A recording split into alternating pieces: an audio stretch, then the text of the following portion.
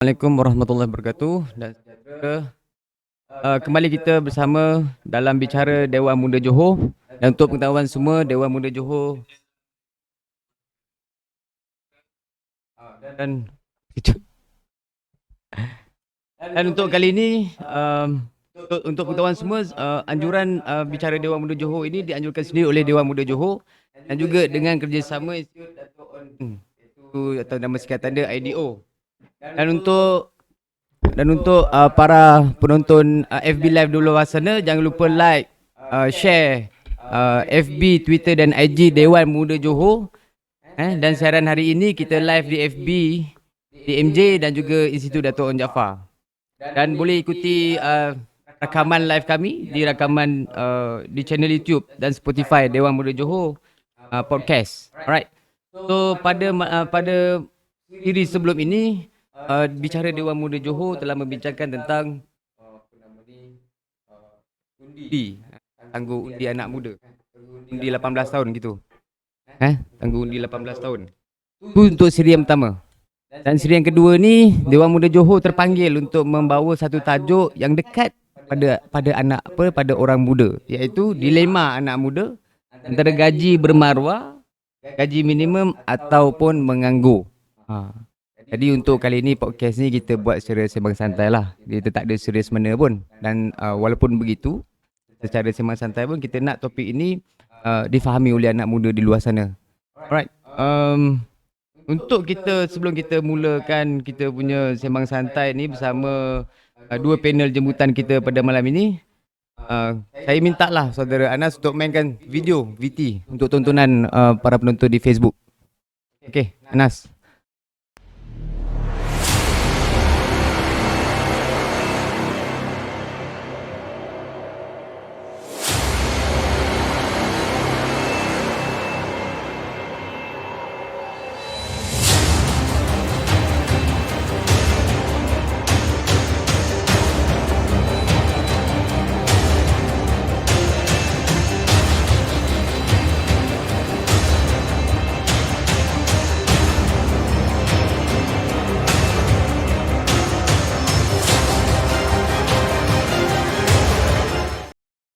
Okey. Semua dah melihat VT yang telah dimainkan tadi? Tak lama pun, 30 saat je. Jadi itulah topik yang kita nak bawakan pada malam ini bersama dua orang panel kita. Jadi saya sukalah saya nak perkenalkan di sebelah kiri saya saudara Nur Azlin Ambrose, selaku ahli majlis Majlis Bandaraya Pasir Gudang. Dan saya diucapkan tahniah lah kerana Majlis Bandaraya Pasir Gudang ni dinaikkan taraf kepada bandaraya. Kalau sebelum ni berbandaran. Ada komen sikit? Okay, terima kasih. Assalamualaikum warahmatullahi wabarakatuh. Moderator, saudari panelis. Okay, tak apa. Nanti kita bincang lebih lanjut tentang tajuk. Okey, terima kasih. Mau malu agaknya. Okey, panel kita yang kedua, tak lain tak bukan kita punya bunga seorang je lah pada malam ini. Saudari Dura Nur Nazira Roslaili. Dan ianya mewakili ahli Dewan Muda Johor, betul Ya, betul. So ada sedikit kata dua kata ke sebelum kita mulakan perbincangan yang agak hangat pada malam ni? Assalamualaikum semua. Ready untuk bincangkan tajuk malam ni. Okey, sebelum kita mulakan tajuk perbincangan pada malam ini, iaitu dilema anak muda antara gaji bermaruah, gaji minimum atau menganggur. Sebelum itu sukalah saya mendedahkan sedikit data statistik dapatan daripada sedikit bacaan. Untuk pengetahuan semua, data statistik setakat Februari tahun ini menunjukkan Malaysia mempunyai 777,500 orang penganggur. Satu angka yang sangat besar. Satu angka yang sangat besar. 777,500 orang penganggur. Dan itu, kadar pengangguran pada tahun lepas meningkat kepada 4.5%, iaitu merupakan tertinggi sejak tahun 1993. Dan gaji median dicatat pada paras RM2,442 pada tahun 2019 dengan kenaikan kira-kira hanya RM130 sahaja berbanding tahun-tahun sebelumnya. Jadi kenaikan yang serendah ini amat membimbangkan, khususnya pada anak muda dan graduan. Baik. Jadi untuk anak muda yang baru saja selesai daripada alam persekolahan dan juga yang selesai daripada graduasi yang ingin mencari kerja, mereka akan mengalami dekad yang mencabar dalam mendepani alam pekerjaan untuk tahun-tahun yang akan datang. Dekad ini boleh disifatkan satu dekad yang sangat kritikal bagi anak orang muda dalam mana-mana tempoh 20 ke 30 tahun yang lalu. Untuk itu, tanpa buang masa lagi lah, kita nak sembang santai, kita nak kenal dulu macam mana panel-panel kita menjawab soalan-soalan yang akan diberikan sebentar nanti dan kita dapatkan manfaat daripada ni. Untuk baik, yang pertama sekali, Saudara Nur Azlin Ambrus, kita mulakan dengan awak dulu. Boleh. Kita menghormati senioriti. Kita menghormati senioriti. Jadi didahulukan. yang tu didahulukan because old is gold. Old is gold kan. Alright. Okay, Saudara Nur Azlin Ambrus. Kalau Azlin tak apa Boleh, silakan. Alright. Okay. Dari sudut kacamata seorang ahli majlis kan, berkenaan dengan dilema anak muda, gaji bermaruah, gaji minimum atau menganggur. Apa punca yang sebenarnya ni menyebabkan masalah? Terima kasih kepada saudara moderator.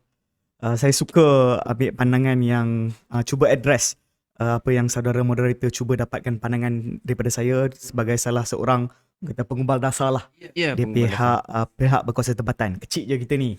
Tak adalah besar-besar macam yalah ahli Dewan Undangan Negeri ataupun ahli parlimen yang bercakap di platform yang lebih besar. Jadi kita lebih mewakili suara ataupun mewakili anak muda yang mungkin bercakap di pihak berkuasa tempatan selaku pengumbal dasar. Pertamanya saya nak bawa perbincangan pada malam ini untuk kita faham dulu bahawa soal berkenaan dengan gaji, soal berkenaan dengan pekerjaan, employment ni dia bukan satu perkara yang straightforward. Sebab tu kalau kita bercakap soal kerja, kita akan sentuh berkenaan dengan pasaran kerja. Pasaran kerja ataupun market. Apabila kita sentuh soal market, saya nak bawa nanti saudari Dora mungkin boleh bantu saya. Ini basic economy ataupun fundamental economy, dia ada demand and supply.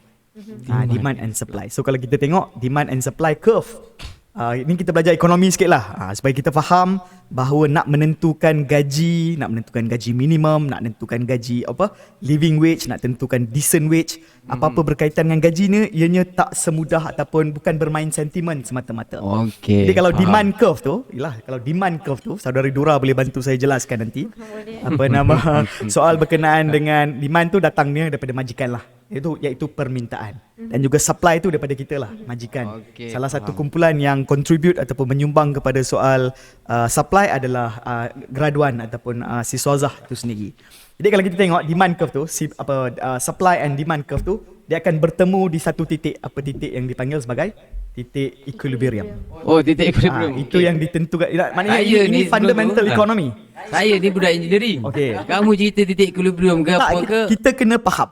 Kalau kita tak faham, kita akan hanya bercakap tentang soal gaji siswazah ni berdasarkan sentimen semata-mata. Bukan berdasarkan pemahaman teori ekonomi asas. Bagaimana sesuatu dalam mana-mana negara, dalam mana-mana market sekalipun, bagaimana asas-asas itu ditentukan. Jadi apabila ada demand dan supply curve, apabila titik itu bertemu di titik equilibrium, di situlah di mana orang kata kalau horizontal axis ataupun x-axis ni adalah quantity, vertical axis ni adalah price. Kalau kita tengok demand curve tu, hukumnya lagi tinggi price, lagi kuranglah pekerjaan daripada perspektif majikan. Dan sudah tentulah kalau dari segi supply-nya, dari segi perspektif kita selaku orang yang nak bekerja, dari segi supply, dan tentulah kita nak gaji tinggi. Di situlah maknanya semakin tinggi harga yang ditawarkan dalam pasaran, semakin banyaklah orang nak kerja kat situ. Dia akan adalah beberapa intervention melalui dasar dan sebagainya yang kerajaan buat. Contoh macam gaji minimum seperti yang disentuhkan sebagai dalam tajuk perbincangan kita pada ini ataupun kita panggil sebagai floor price. Maknanya gaji itu tak boleh below dan maknanya tak boleh kurang daripada apa yang telah ditentukan oleh satu-satu dasar, contoh macam floor price.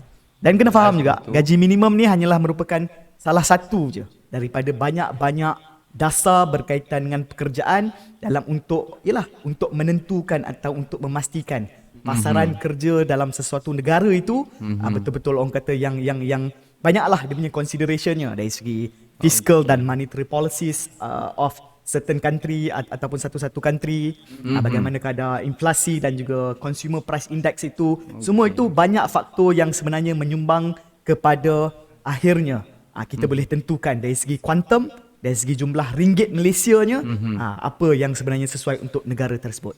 Dan saya ingin bawa sebenarnya pada malam ini, perbincangan pada malam ini, kalau yalah jangan kita terlalu terikat lah tentang soal berkenaan dengan gaji minimum ni. Sebab bagi saya, kalau kita selaku rakyat Malaysia, kita selaku khususnya selaku golongan siswazah yang di luar sana, penonton dan sebagainya, orang kata kalau kita cerita pasal gaji minimum ni, bagi saya hina sangat lah. Bagi saya kita hina sangat lah. Kalau gaji minimum hari ni pun 1,200, Kerajaan Pakatan Harapan cuba buat 1,500. Apa nama, kalau kita tengok, orang kata taraf kemiskinan pun setelah orang kata ataupun setelah disemak yang terkini, paras kemiskinan adalah 2,208. 2,208 dan kita bercakap pasal soal gaji minimum 1,200. Makna siapa yang dapat gaji minimum ni sebenarnya memang dah dikategorikan sebagai bukan B40 dah. Maknanya miskin tegar. Miskin tegar. Jadi orang kata, yalah, kita sepatutnya tak hanya terikat tentang gaji minimum semata-mata. Suka saya ketengahkan satu konsep. Mungkin kalau kawan saya Syaril Hamdan, dia ketengahkan satu konsep apa yang dipanggil sebagai jaminan pekerjaan melalui usaha hashtag. Sambung yang tergendala beliau, saya mungkin boleh komplimen ataupun lengkapkan apa yang dibawa ataupun apa yang cuba diadvokasikan oleh sahabat saya, saudara Syaril Hamdan, untuk kita ketengah konsep yang lebih bermaruah, iaitu decent wage. Decent wage. Decent wage. Bukan minimum wage lagi fokusnya. Minimum wage ni sepatutnya minimum wage ni sepatutnya jadi topik dan perbualan mereka yang mungkin orang kata warga asing yang mungkin datang ke Malaysia yang bekerja dalam sektor-sektor yang dibenarkan seperti perladangan, apa yang dan sebagainya, rather than kita sebagai rakyat Malaysia, lebih-lebih lagi golongan siswazah yang terpaksa, takkanlah dah berhutang banyak, PTPTN dan sebagainya, keluar ini mak bapak dah sebelum masuk universiti tu dah bergolok begadai, jual tanah dan sebagainya. Alih-alih keluar daripada universiti, keluar daripada Gading, masih bercerita ataupun masih memperjuangkan soal gaji minimum. Saya rasa di situlah sebenarnya maruah kita dah. Tapi nak kupas tentang lebih lanjut, mungkin kita lepas ni kita boleh tu, dari segi nak tengok sejauh mana kita probe in setiap isu ataupun setiap permasalahan, kenapa kita perlu tengok balik soal berkenaan ini. Dan saya ambil kesempatan pada malam ini untuk kita ketengahkan satu konsep baru yang orang kata yang lebih sesuai lah, yang lebih segar, iaitu konsep decent wage. Decent wage. Dan kita akan tidak lagi membicarakan tentang gaji minimal lagi Harapnya begitulah. Sepatutnya begitulah. Terima kasih kepada saudara Azlin kerana memberi satu pandangan yang agak kritikal dan juga agak radikal. Itu memperkenalkan dasar decent wage. Konsep dia is a concept. Konsep lah. Baik, itu kita dengar daripada saudara Nur Aziz sebagai seorang majlis. Jadi kita nak dengar juga sebagai seorang ahli Dewan Muda Johor dan pada masa sama seorang pelajar di Islam Antarabangsa. Baik, aku seorang pelajar kan, dan juga seorang ahli Dewan Muda Johor yang akan graduasi tidak lama lagi. Dari sudut pandangan Cik Dura sekaligus sebagai seorang kepada masalah ini, di manakah puncanya? Tadi saudara Nur Azlin dah kan itu tentang supply and demand. Dura pula kita nak dengar di mana puncanya. Silakan. Okey, Assalamualaikum warahmatullahi wabarakatuh. Saya Dura, merupakan pelajar tahun 3 jurusan ekonomi di Universiti Islam Antarabangsa Malaysia.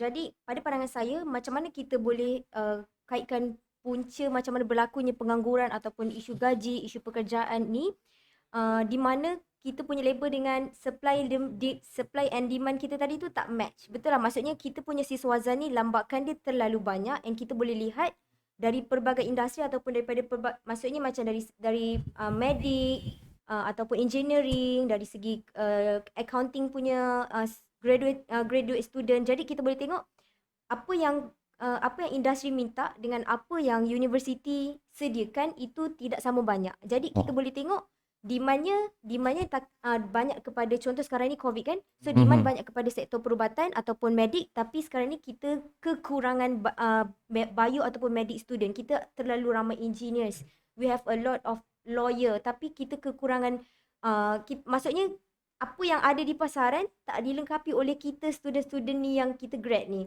Jadi pada pandangan saya, punca dia adalah kita Malaysia, kerajaan kita gagal untuk tengok sektor mana yang sebenarnya kita perlukan graduan tu.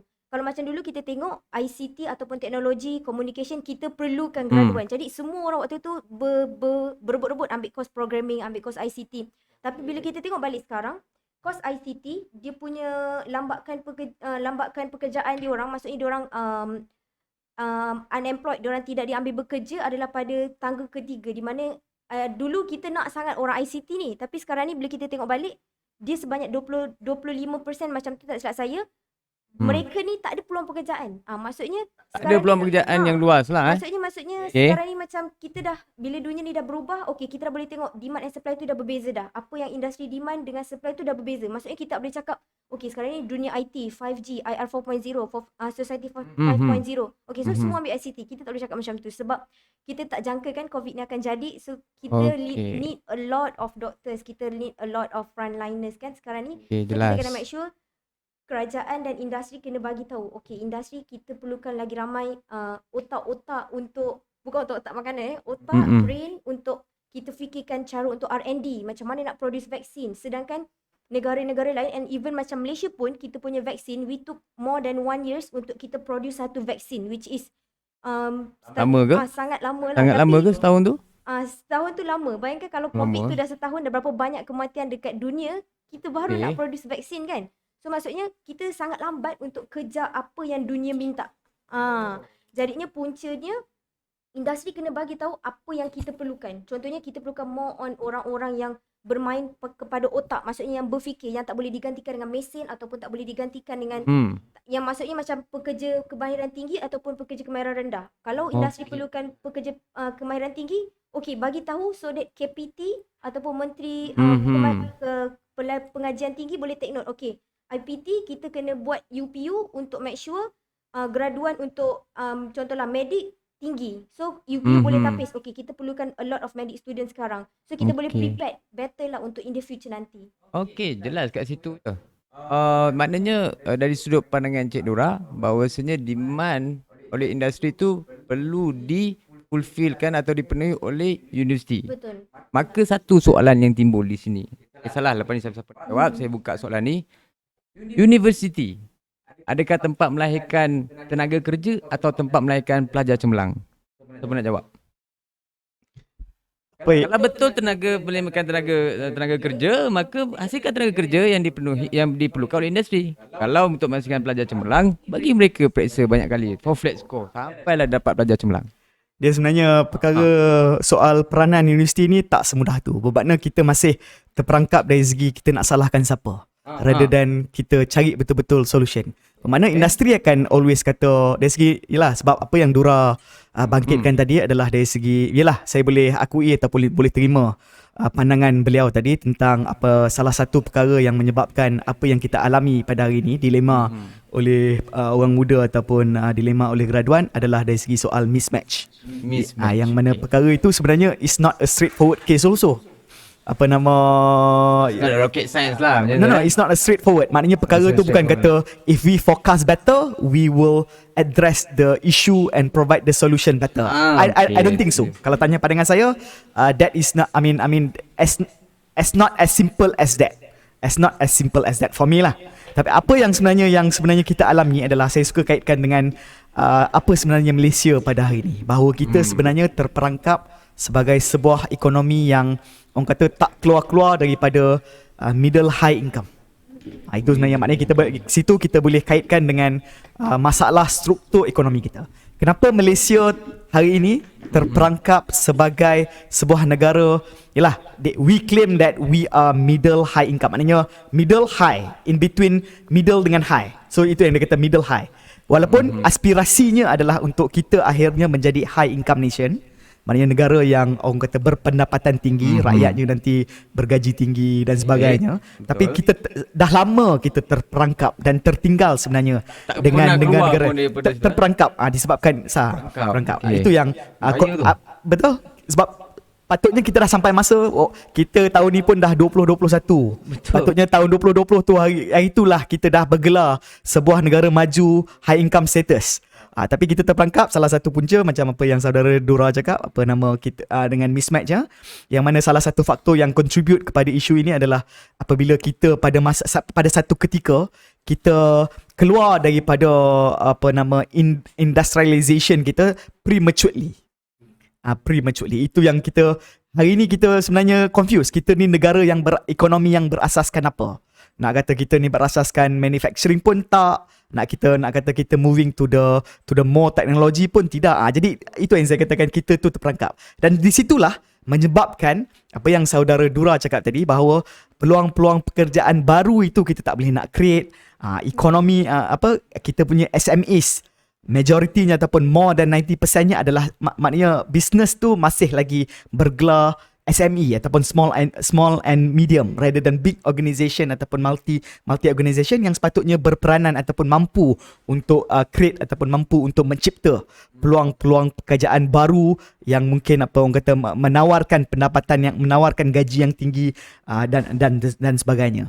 Itu pun satu perkara. Salah satu perkara lagi apabila kita terperangkap dengan middle high income nation ataupun terperangkap sebagai sebuah negara berada di pertengahan pendapatan tu adalah dari segi investment yang masuk. Investment yang masuk yang mana kita sebagai sebuah ekonomi terbuka, sebagai sebuah ekonomi global, memang kita antara lain kita mengharapkan pelabur keyakinan daripada pelabur luar untuk datang melabur dan memperkembangkan perniagaan mereka di sini. Di situ juga di mana orang kata salah satu sumber ataupun salah satu cara untuk kita cipta pekerjaan baru. Dan kalau tengok apa yang berlaku COVID, ketidakstabilan politik dan sebagainya, bukan investor yang ramai masuk, tapi wakil-wakil rakyat ramai yang melompat. Pandemik COVID, investor tak ramai masuk. Indonesia telah mencatat investor yang ramai masuk untuk tahun ni. Kalau tanya pandangan saya berdasarkan pemerhatian saya pribadi, berdasarkan pembacaan saya dan sebagainya, di sinilah apa yang perkara yang pokok yang paling utama, iaitu sistem pendidikan kita.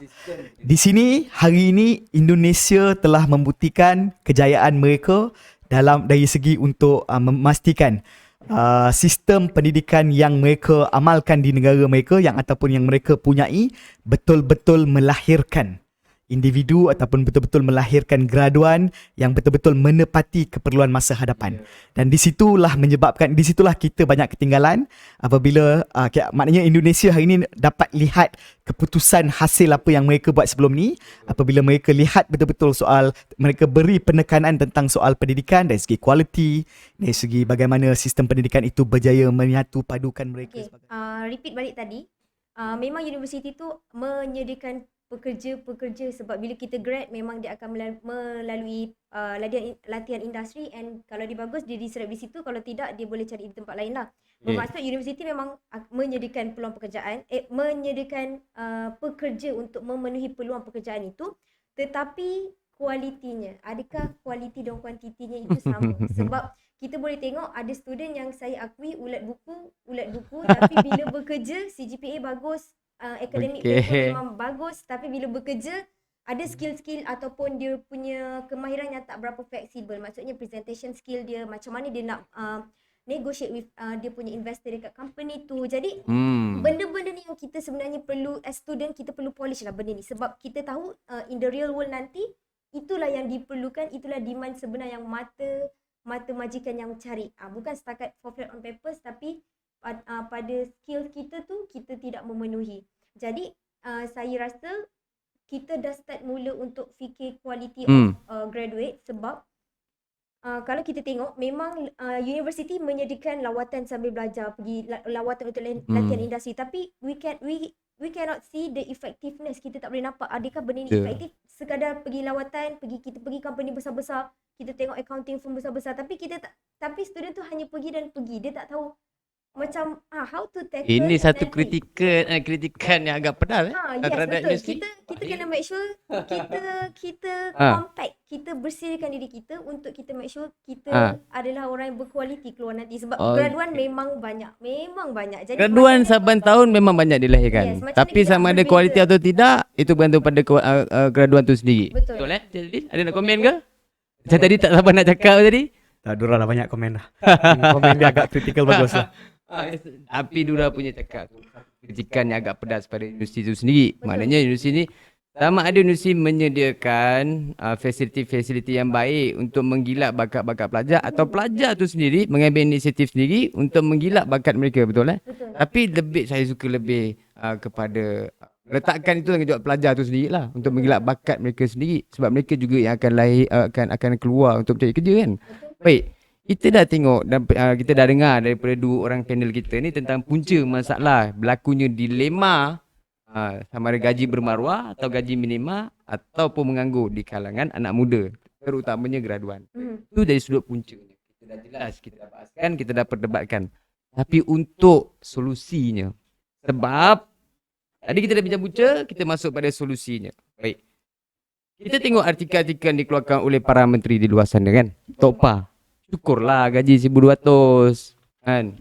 Menteri yang India, siapa nama dia? Saravanan. Saravanan. Daripada menganggur, bersyukur baik ada kerja. Adakah ini solusi yang terbaik? Nazrin, komen sikit macam mana? Itu tunjuk bahawa menteri ataupun pimpinan yang negara ada hari ini memang out of touch lah. Langsung tak berpijak di bumi yang nyata, selesa duduk di Putrajaya, tak benar-benar mengalami ataupun langsung tak ada sifat empathy. Tak ada sifat empathy. Sepatutnya yang ada pada diri seorang pemimpin. Betul. Nak jadi pemimpin yang baik, we have always to put ourselves in someone else's shoes. Barulah kita tahu realiti masyarakat dan sebagainya. Kalau anda kata kalau soal bagaimana nak selesaikan masalah ni, macam saya kata isu tentang gaji dan pekerjaan ni is a complex issue. Dia bukan satu, orang kata dia tak ada satu solution, one fits all solution. Maknanya solution yang mungkin boleh diguna pakai di negara lain, boleh diaplikasi di negara kita. Pokoknya macam saya katakan tadi, antara salah satu masalah pokok yang menyebabkan hari ni kita berdepan dengan isu sebegini adalah kerana negara Malaysia masih terperangkap dengan sebagai sebuah negara yang berstatus middle high income. Yang mana kalau sepatutnya kita hari ni dah mencapai status high income. Yes. Jadi kat situ saja dah boleh bagi kita pelbagai permasalahan lain ataupun punca masalah lain yang menyebab kenapa kita stuck ataupun kenapa kita terperangkap kat situ, yang akhirnya memberi kesan kepada soal pekerjaan. Bukan kata kita kalau hari ni kita kata kita naikkan minimum wage, masalah soal berkenaan graduan itu selesai. Jangan dia tak semudah itu. Kerana kalau kerajaan memperkenalkan minimum wage, ni pun akan wujud masalah-masalah lain. Kerana antaranya akan create high unemployment sebenarnya. High unemployment. Sebab tadi berbalik kepada fundamental tadi, supply dengan supply and demand curve tadi, akan ada wujud satu deficit ataupun akan wujud satu deficit yang akan akan menyebabkan satu akan contribute kepada satu fenomena deficit yang menyebabkan bahawa kerana terlalu maknanya majikan terpaksa mengeluk kos untuk majikan hire pekerja baru tu tinggi. Jadi rather than dia terpaksa hire pekerja baru, baik might as well dia tak hire langsung. Itu akan contribute kepada high employment sebenarnya. Bukan kata minimum wage, apabila kerajaan memperkenalkan minimum wage masalah selesai. Tak selesai juga. Kalau kata kita naikkan sampai 2,000 sekalipun tak selesai juga. Selagi masalah tu satu, dan satu lagi saya rasa dari segi struktur masalah ekonomi negara kita tu sendiri. Sebenarnya kita perlu lihat balik. Kita perlu lihat balik. Tengok balik structural issues. Structural issues to our economy. Kenapa menyebabkan hari ni gaji yang gaji yang ditawarkan begitu rendah, tak kompetitif. Orang kata ini kita baru cerita pasal soal siswazah. Belum lagi kita cerita soal berkenaan dengan underemployment. Maknanya orang yang sepatutnya terima gaji sekian banyak, maknanya berdasarkan kelayakan mereka, tapi sebenarnya mereka buat kerja yang sebenarnya, saya bagi contoh lah, mereka yang ada qualification masters buat kerja diploma. Mereka yang ada qualification betul. PhD tapi buat kerja degree. Itu Banyak benda memang macam tu, sedang betul. berlaku pun. Sedang berlaku. Kerana ekonomi kita gagal, pasaran kerja kita gagal untuk create ataupun untuk cipta pekerjaan yang sesuai seperti sesuai dengan kelayakan siswazah ataupun sesuai dengan kelayakan akademik ataupun kemahiran yang dimiliki oleh rakyatnya. Secara rangkumnya kita boleh katakan apa dasar yang dibuat oleh kerajaan sekarang ni gagal ya. Dalam Saya tak nak itu kita bermain sentimen. ya betul. I'm not that saya bukan saya tak suka ambil pendekatan Okay. sedemikian lah. Saya lebih suka kata lihat isu itu secara objektif. We have to understand the mechanics of how ianya bergerak, ianya berfungsi. Daripada situ sebenarnya kita boleh cari apa permasalahan sebelah dan dari situ kita address satu persatu lah. Dan Alright. semua pemain peranan. Semua Tak pemain peranan. adalah kata kita salahkan universiti semata-mata. Kita pun tak boleh nak kata nak salahkan majikan semata-mata. Okey. Perlu ada, maknanya yalah dari segi apabila kita tentukan polisi fiskal kita, apabila kita tentukan soal monetary policy kita, apabila kita tentukan yalah ianya adalah orang kata kerajaan sebagai sebuah ekosistem yang saling melengkapi dan ada peranan unik masing-masing. Yalah, kalau diikutkan dari segi soal pekerja ni Kementerian Perdagangan Dalam Negeri pun ada peranan sebab nak tentukan bahawa inflation ataupun consumer price index yang akhirnya akan juga contribute kepada soal gaji itu semuanya berada pada tahap yang ideal lah.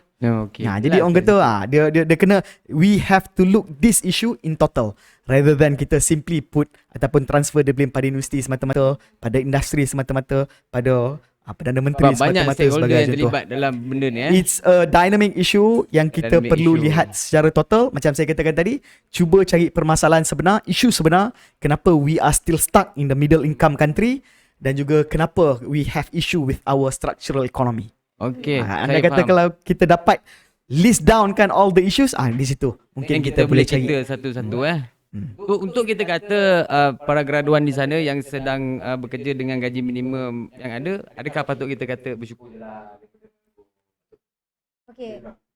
Kalau saya Betul ke? contohlah kalau saya tak ada dapat pekerjaan, saya nak juga saya ada degree, saya expect gaji 3,000. Kalau saya tunggukan pekerjaan gaji 3,000 tu tanpa saya duduk buat apa-apa, saya duduk dekat rumah, saya rasa benda tu tak berbala. Better kita grab apa kerja yang ada, at least kita gain experience sebab experience tu pada saya mahal. Itu pandangan saya lah. Okey. Tapi faham. saya ingin menjawab kepada persoalan tadi, apakah masalah yang structural ekonomi kita hadapi? Okey, kita selalu dengar yang Malaysia ni adalah ASEAN Tiger. ASEAN Tiger, kita bangga sangat ASEAN Tiger, tapi sebenarnya kita bermimpi, kita semua tertipu. Kita bukan ASEAN Tiger pun, kita hanyalah Tiger Cup, anak Tiger saja. Kita tertipu sebab kita dalam negara ASEAN ni kita adalah tiger, cuma tiger kecil. So kita ni overshadow by ASEAN Tiger yang besar. Actually we are very small tiger lah. Kita belum sampai lagi, Okey. semua orang selesa sangat. Okey, kalau kita nak tengok tentang struktur ekonomi yang bermasalah tu, okey, untuk kita jadi ASEAN Tiger ni, kita ada 3 ciri-ciri yang kita kena penuhi, which is growth rate untuk GDP itu perlu 7%. Di mana kita pun bermimpi, kita kalau kata pasal negara ni, kita ada emerging countries and developed countries. Okey, Malaysia ni emerging, kita masih lagi nak membangun, kita belum develop lagi.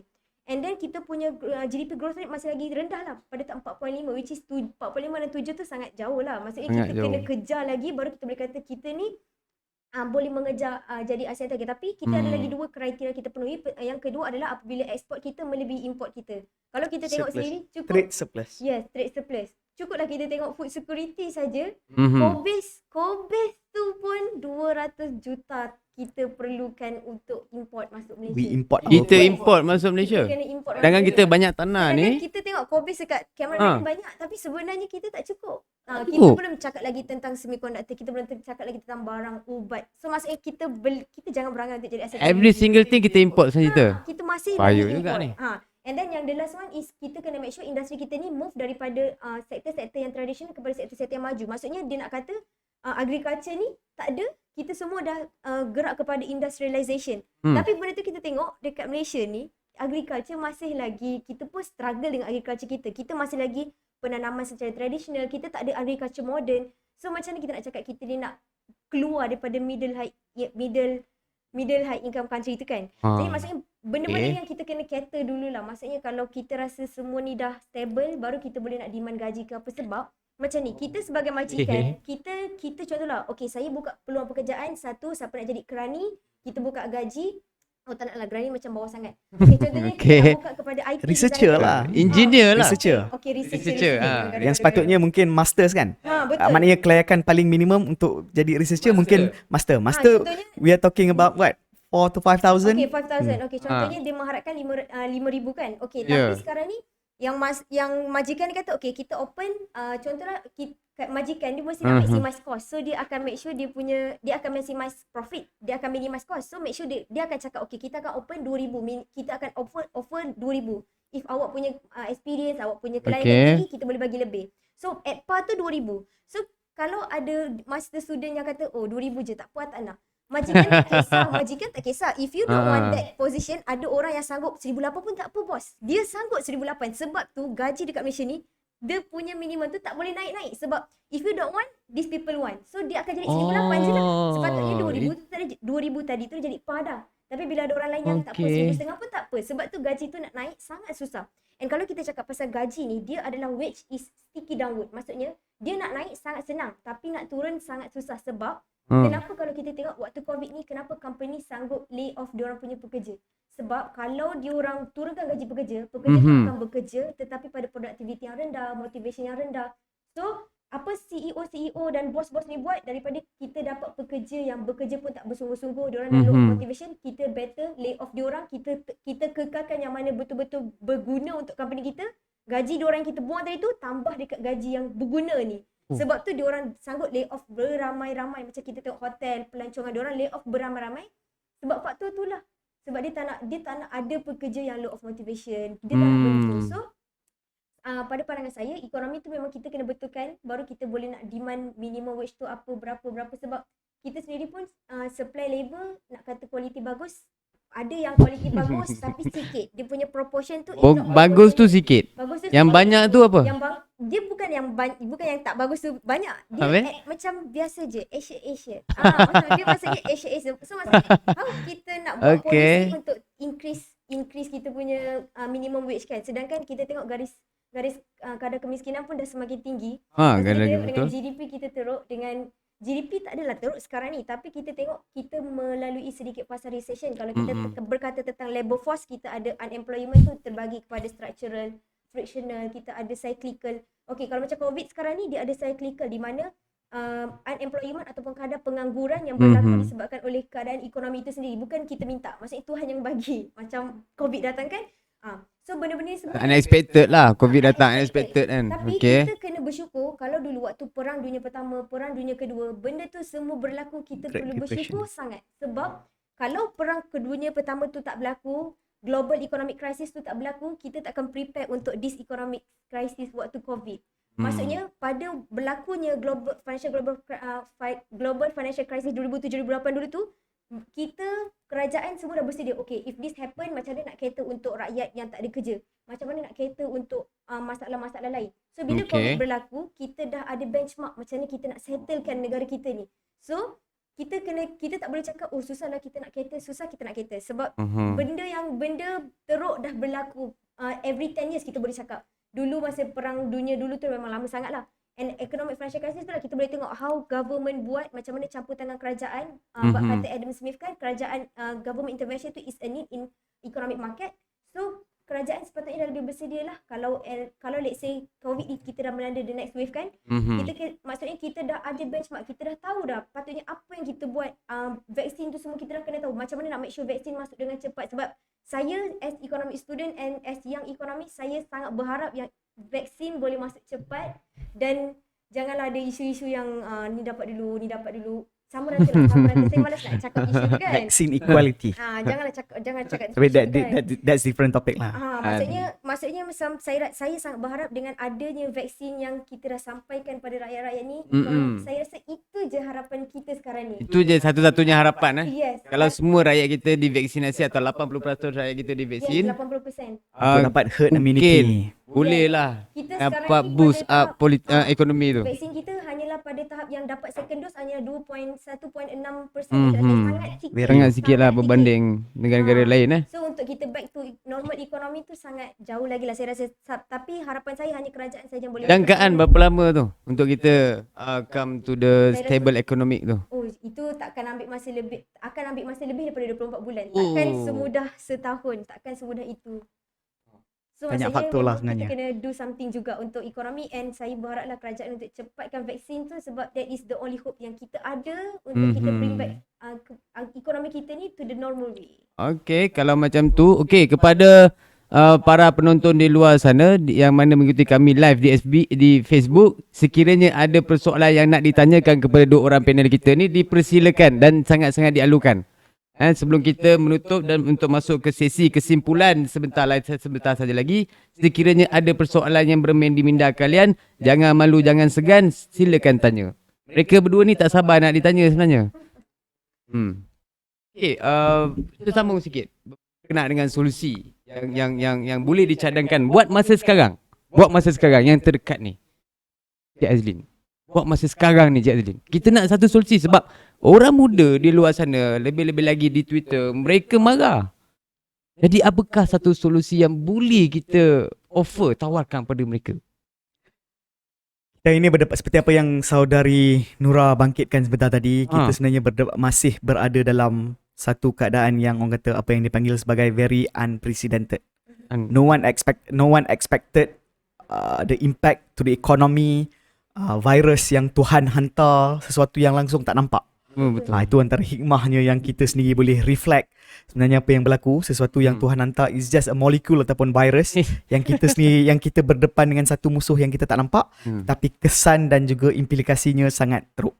Dan apabila kita nak membetulkan balik isu ataupun dilema yang sebenarnya dah berpanjangan berlaku di negara kita ni dalam keadaan sekarang, I think the best time is for us to only wait until everything is back to normal lah. Maknanya Wait je lah yang kita buat ni. itu kalau memahami reality ataupun saya tak Okay. I don't want to be populist here kata Alright. hari ni apa maknanya saya terus cadangkan kata kena buat ni dan sebagainya. Okay. Untuk berdepan dengan perkara-perkara tu memang banyak lagi lah pengorbanan yang kerajaan perlu fikirkan. Banyak lagi pengorbanan ataupun perkara-perkara yang orang kata we have to think creatively to make sure that yelah, sebab fokusnya sekarang kalau kita tengok apa package rangsangan ekonomi bermula daripada pemerkasa yang terbaru, pemerkasa, prihatin, penjana dan sebagainya, semua tu bukan untuk create new jobs, lebih kepada untuk menyelamatkan, untuk to avoid massive retrenchment. Itu yang kita nampak kerajaan antara perkara yang dilakukan adalah memperkenalkan program subsidi upah, which subsidi program pun never be implemented in Malaysia because of COVID in March 2020. For the first time that we as a country introduce wage subsidy program. Pada ketika itu memang hanya untuk memastikan bahawa no massive retrenchment. No massive retrenchment. Maknanya tak adalah ada orang kata pembuangan kerja secara besar-besaran. Government cuba absorb the implication dengan memperkenalkan wage subsidy, of which masih berjalan sehingga hari ini, extension for another few months bawah pemerkasa lah. Maknanya package stimulus yang terbaru. Lepas tu pada masa yang sama, fokus kerajaan pada hari ini melalui package stimulus tersebut adalah untuk mengelakkan bisnes daripada terus close down. Oh yes. Bisnes daripada close down, dia punya impact lagilah teruk. Lagilah teruk. Itu yang kita tengok ada moratorium dan sebagainya. Jadi nak menjawab, to address your question tadi, at least nak buat apa. Itulah sebab kita masih berada dalam keadaan yang kita pun tak tahu. Salah satu, even though saya kurang bersetujulah dengan saudara Dura tadi kata sebenarnya vaccination ni is not the only single bullet untuk kita atasi masalah vaksin ni. Sebab kita kena faham bahawa vaksin ni hanya to protect us. Vaksin ni kalau tengok bukan kata dia akan avoid ataupun dia akan langsung mengelakkan daripada kalau you tak transfer the disease to me. No, it's just to protect us. To protect us pun juga hanya untuk mengelakkan kita daripada untuk mengelakkan kita daripada kena simptom yang lebih teruk seperti we have to rely on incubator dan sebagainya. You kena faham vaksin ni. Vaksin is not the only bullet, the only silver bullet untuk kita selesaikan masalah ni. We still, lepas ni one of the way untuk minimumkan impact supaya supaya akhirnya kita sistem kesihatan awam kita tak terlalu terkesan, maknanya tak stretch ataupun tak stress. Lepas tu pada masa yang sama we still have to jaga kita masih perlu social distancing lah, apa kita tu, masih perlu patuh pada SOP all the advice given by the government dan sebagainya. Alright. Itu saja. Jadi Jelas kat situ. I don't have a very clear answer. Okay. Kalau nak Kita selesaikan faham. masalah dilema pengangguran dalam kalangan siswazah ni, kerana nak menyelamatkan pekerjaan sediada pun kita berdepan dengan pelbagai isu dan permasalahan. Betul. Dari segi sustainability pun kita kena tengok sejauh mana kerajaan ada kemampuan untuk untuk maintain stimulus package yang ada pada hari Okay, the ini. next attempt from you, Mr. Nur Azlin, kerana memberikan satu solusi, tapi taklah populis pun, kan? Jangan risaulah, kita tak akan main sentiment tu di sini. Baik, ada satu soalan daripada komentar di Facebook. Soalan saya, gaji bermaruah minimum perlu untuk menampung gaya hidup atau perlu untuk terus hidup? Menampung gaya hidup atau Menampung gaya hidup atau perlu menampung gaya hidup? menampung gaya hidup atau gaji minimum ni atau gaji bermaruah ni perlu untuk menampung hidup atau perlu untuk teruskan hidup? Okey. Ha. Saya rasa macam sama nak meneruskan gaya hidup kan. Tak adalah, kalau tanya pandangan saya, my interpretation is between lifestyle dengan livelihood lah. Lifestyle. Orang putih juga apa faham Maknanya between lifestyle dengan livelihood lah. Lifestyle Which one? we are talking Okay, of about course lah. minum kopi RM13. Of course tidak kan. Of course gaji tu memang untuk meneruskan kehidupan. Kalau macam kita tengok dekat Twitter pun memang orang sibuk cakap pasal sekarang ni golongan M40 dah banyak turun jadi B40, kedai-kedai RM2 semua dah banyak sebab sekarang ni ramai golongan M40 dah start untuk beli barang-barang yang murah. Maksudnya kat sini kita boleh beli dengan superior good ataupun inferior good. Maksudnya kalau lagi tinggi gaji kita nak beli brand Tesco ke kita nak beli brand Jaya Grocer? Kalau kita kaya mesti kita nak beli brand Jaya Grocer kan, kita tak nak beli brand Tesco. Tapi sekarang apa yang jadi kat dunia kita ni terbalik. Lagi kaya orang tu diorang asalkan ada. Brand Tesco pun tak apa, asalkan ada. So maksudnya macam sekarang kita nampak benda tu dia dah in reality benda tu reverse. Maksudnya dia tidak seperti teori kata. Maksudnya lagi tinggi So, gaji. banyaknya kedai-kedai eko yang RM2 tu tumbuh seperti cendawan lepas hujan. Yes. Ini menunjukkan satu indikator bahawasanya kita semakin Maksudnya kita tak ada dah nak ikut lifestyle ke apa. Kita boleh terus hidup. Kalau gula dapat brand eco, sebab gula kat mana-mana sama, ayam kat mana-mana sama, benda ni kita kata normal goods lah, kat mana-mana akan sama, dia homogeneous kan. So maksudnya kalau benda tu homogeneous, selagi kita boleh dapat murah, kita akan dapat murah. Sebab orang fikir banyak lagi benda penting selain daripada basic needs tu memang perlu, tapi orang sanggup lagi dapat basic needs yang tak. Macam kalau kita kata tentang food security, berapa persen je orang yang dapat makanan tetapi makanan berkhasiat. Diorang makan sardin, tapi kita sardin tu memanglah tak adalah khasiat dia banyak, tapi kita boleh tengok canned food, orang staple food, orang depends on benda-benda tu tau. So maksudnya kita boleh tengok rakyat sekarang memang struggle untuk keluar dari hidup diorang ni daripada kepupuk kemiskinan. Maksudnya hidup asal ada, macam tak boleh lah. Pada saya macam tak boleh benda tu sebab kita kena hidup asal untuk terus hidup je lah. Terus hidup sajalah. Kita nak hidup apa kedana macam So we need to adapt from the minimum wage lah. Yes, betul. Yang kena terima hakikat lah. Yalah, ni satu fakta. Satu fakta no. The cheapest protein. Maknanya sebab Dora sentuh pasal berkenaan dengan nutritious food kan, maknanya makanan berkhasiat tu. Sepatutnya kalau ikut takrifan, definisi orang kata basic needs ni, we are no longer talking about makanan asas tau. We are talking about nutritious food. Nutritious food dah jadi sebahagian daripada human rights. Yelah, maknanya tak. So, masalahnya di Malaysia, hakikatnya adalah ni persoalan saya pula tanya moderator. What is the cheapest protein?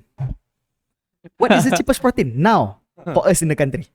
Tak tahulah nak jawab apa what is cheapest protein. Diorang ada kalau ada jawapan. What is the cheapest protein? As a moderator Padahal tanya soalan protein ni adalah satu sumber makanan yang paling penting dalam hidup kita. Kita kata susu lah. No? The cheapest protein currently in Malaysia adalah telur. Of which patutnya we are talking about, maknanya patutnya protein ni kita cakap pasal ayam, kita patut ikan, daging, susu. Tapi very sad that the cheapest protein in Malaysia currently, because of all the issues, is telur. Adakah telur saja yang kita boleh rely sebagai, kita galakkan makanan seimbang kan. Tapi kenapa Malaysia pada hari ni bukan susu paling murah, bukan ayam paling murah, bukan daging paling murah, tapi yang paling murah adalah telur. Dan takkan hari-hari kita nak makan telur. No good lah. Maknanya takkan kita nak mengharapkan telur saja sebagai sumber protein kita. Cheapest Okay lah, protein, for breakfast, okay. It's Saya baru fair. tahu It's hari fair. ni the cheapest protein adalah telur. Di Malaysia. Oh, terima kasih kerana memberi satu So nak informasi yang nak baru. menunjukkan betapa teruknya keadaan negara yang we have to accept. That reflect the actual event in Malaysia lah. Berbalik kepada isu tadi lah, our structure Ya, ya. ekonomi, kos harga hidup, Betul. stagnant wage, Betul, gaji banyak- si banyak Soza. perlu dibaiki. Kalau bincang pasal isu ni saya rasa kita 3-4 jam pun kita tak selesai lah kalau kita Yalah, kupas betul-betul. satu persatu. Baik, untuk saya rasa pun kita pun dah di hujung masa. Secara kesimpulannya, apa yang kita bicarakan pada malam ini iaitu dilema anak muda, gaji bermaruah, gaji minimum atau menganggur. Cik Durang, secara kesimpulannya, Okey. gulungkan. Kesimpulannya untuk tentang gaji ni, kita tak boleh nak expect kerajaan boleh increase esok okey gaji 1,500 macam Pakatan Harapan nak janjikan. Kita tak boleh expect benda tu. Walaupun kerajaan mana pun, parti mana pun yang jadi kerajaan, kita tak boleh anggap ekonomi kerajaan ni, ekonomi ni no, sebab pada saya memang parti tu memainkan peranan yang penting, tapi kita tak boleh nak kata ekonomi tu boleh stable sebab kita tak jangka BN ke PH ke parti apa pun COVID tu datang bila. Kita tak jangka benda tu. So kita tak boleh nak judge macam tu je sebab the environmental yang effect tu lain kan, different effect kan. Apa yang melanda diorang pun different. So kesimpulannya bila kita berkata tentang gaji ataupun pekerjaan ni, saya selaku wakil daripada orang muda ataupun Ya, graduan, wakil graduan. saya memang sendiri admit ada juga abang saya yang baru lepas grad tapi masih lagi mencari kerja ataupun masih belum lagi dapat kerja yang betul-betul dia nak. Tapi saya rasa That story so tu. far nasihat saya apa job yang ada better terima and learn daripada situ. Ambil experience daripada situ daripada kita bazir masa duduk rumah bangun tidur. Kita tak manfaatkan masa, at least you get experience sebab orang selalu kata dari mata majikan ni experience ni lagi mahal daripada kertas paper kita yang full flat tu. So you suggest take every opportunity. Apa yang ada grab and then buat betul-betul. Buat betul-betul. Itu adalah satu kesimpulan yang berani daripada Cik Durang. Kerana naratifnya sama dengan menteri-menteri yang ni. Okey. Jadi kita tanya pula kepada saudara Azlin selaku ahli majlis di Bandaraya Pasir Gudang.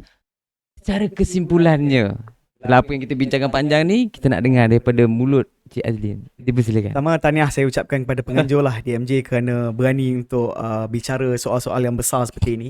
Kalau tidak, kalau saya selaku orang politik hari-hari kalau tak kita bincang siapa lompat mana kan, maknanya itu tak ada kesudahan. Satu keberanian kepada DMJ untuk Hentikanlah bincang retorika politik tu. kan, kita sesekali kalau kita bincang soal yang lebih substantif, yang lebih sebenarnya memang isu sebenar dalam kalangan rakyat, dalam kalangan orang muda hari ini, inilah platform dan juga inilah tajuk-tajuk sebegini yang sebenarnya kita perlu terus berbual, terus berbincang. Macam saya hari ini pun banyak saya belajar daripada saudara Dura, banyak saya belajar daripada saudara moderator sendiri supaya kita sama-sama main peranan untuk kita advocate. Kerana kita ada peranan atas apa juga kapasiti kita. Kapasiti politik saya, kapasiti saya selaku pekerja, kapasiti saya selaku bapa even kan. Maknanya saya ada tanggungjawab untuk kita pastikan kita sentiasa advocate benda ni dan kita tak bermain sentimen lah. Maknanya kita betul-betul faham isu tersebut dan kita cuba beri pandangan daripada semasa ke semasa untuk kita bantu bagaimana akhirnya kita boleh total solution tak mungkin, tapi sebahagian daripada mungkin boleh jadikan sebagai penyelesaian kepada permasalahan ini. Of course lah, kita mengharapkan supaya COVID ni betul segera selesai. Kita boleh kembali kepada normal. Daripada situ kita boleh mulakan usaha pemulihan ekonomi. Daripada situ kita boleh mengharapkan agar kesian lah orang kata kalau batch 2-3 tahun ni, batch yang akan bergraduan dalam masa terdekat ni, memang saya rasa orang kata it's a lost generation lah. It's a lost generation yang baik yang graduan ataupun yang sedang belajar. Kita tak nak benda ni, this is not new normal yang kita nak. This is not new normal yang kita harapkan. Kita sama-samalah berdoa dan berikhtiar, orang kata berusaha supaya perkara ini dapat dilakukan dengan dapat diselesaikan dengan segera. Dan kalau bincang tentang soal ini, let discuss this intellectually lah. Bincang supaya saudara Dura dan tadi walaupun sebagai pelajar mampu mengetengahkan hujah-hujah yang berdasarkan fakta, berdasarkan teori, beliau aplikasi apa yang beliau belajar teori di universiti untuk sama-sama kita belajar dan untuk manfaat semua, supaya akhirnya bila sampai masa ataupun kita boleh jadikan perkara ni sebagai orang kata peranan kita to advocate benda-benda yang bagus through policy, through pelaksanaan polisi, supaya wakil-wakil rakyat, orang yang sedang buat polisi tu dapat dengar pandangan ini sampai ke perhatian dan telinga mereka, manage to catch their attention, supaya akhirnya input-input baik itu dapat diterjemahkan dalam bentuk dasar, mereka gunakan, dapat dalam bentuk polisi, dalam bentuk plan dan juga perancangan mereka yang berwajib lah. Itu saja kesimpulan daripada saudara Nur Azlin Ambrose selaku ahli majlis bandaraya Pasir Gudang. Maka tamatlah sesi bual bicara Dewan Muda Johor bersama dua orang panel, iaitu saya umumkan lagi sekali lah, saudara Nur Azlin Ambrose selaku ahli majlis bandaraya Pasir Gudang, terima kasih diucapkan atas segala idea yang dilontarkan dan komen-komen yang diberikan. Dan kepada saudari Dura Nur Nazira Rosladi tidak dilupakan juga selaku wakil daripada ahli Dewan Muda Johor dan pelajar ekonomi di UIA ya. Terima kasih diucapkan atas ujahan, info-info yang terkini berkenaan dengan ekonomi yang diberikan dan dibawa dan dibentangkan di sini. Dan dari itu tamatlah bicara Dewan Muda Johor atas tajuk dilema anak muda, gaji bermaruah, gaji minimum atau menganggur. Dan untuk sesi yang seterusnya kita nantikanlah pada minggu-minggu akan datang. Adakah saya atau orang lain kita tak tahu lagi. Nantikan, sama-sama kita nantikan. Okey, terima kasih. Assalamualaikum.